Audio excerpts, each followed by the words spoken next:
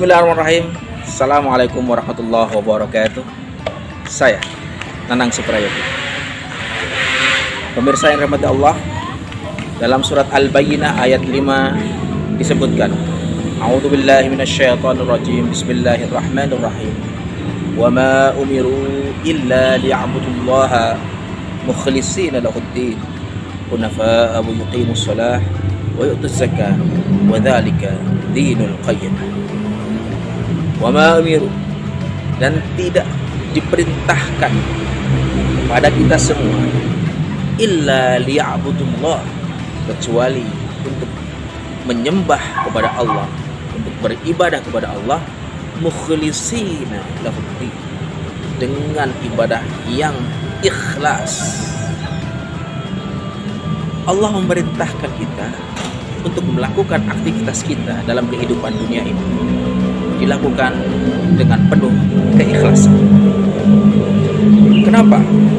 Ketika kita melakukan aktivitas ibadah kita dengan keikhlasan karena Allah Subhanahu wa Ta'ala, maka semua amal ibadah tersebut akan terasa ringan, bahkan kita bisa menikmatinya. Karena apa?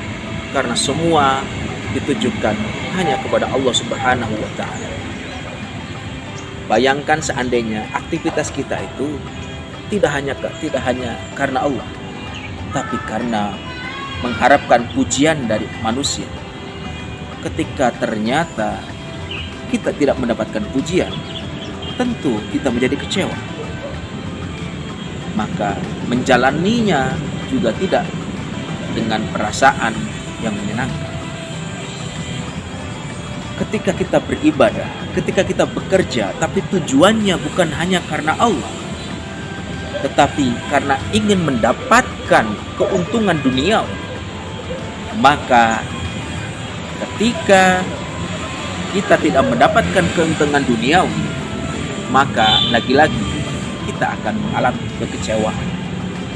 Karena itu, kunci utama dalam melakukan ibadah, dalam beraktivitas kita di kehidupan dunia ini adalah harus mukhlishina lahuddin, melakukannya dengan keikhlasan karena Allah Subhanahu wa Ta'ala.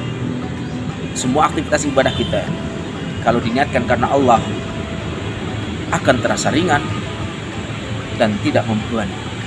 Sementara ibadah yang dilakukan bukan karena Allah, tidak ikhlas karena Allah, maka akan terasa berat dan membebani. Tentu kita bisa memilih mana yang paling menyenangkan untuk kita, mana yang paling menguntungkan untuk kita. Karena itu kunci ibadah dengan ikhlas harus dijadikan sebagai aktivitas rutin ibadah kita di dunia ini. Semoga keikhlasan terus-menerus menyertai ibadah kita. Demikian, semoga bisa menginspirasi. Salam, saya Nanang Suprayogi.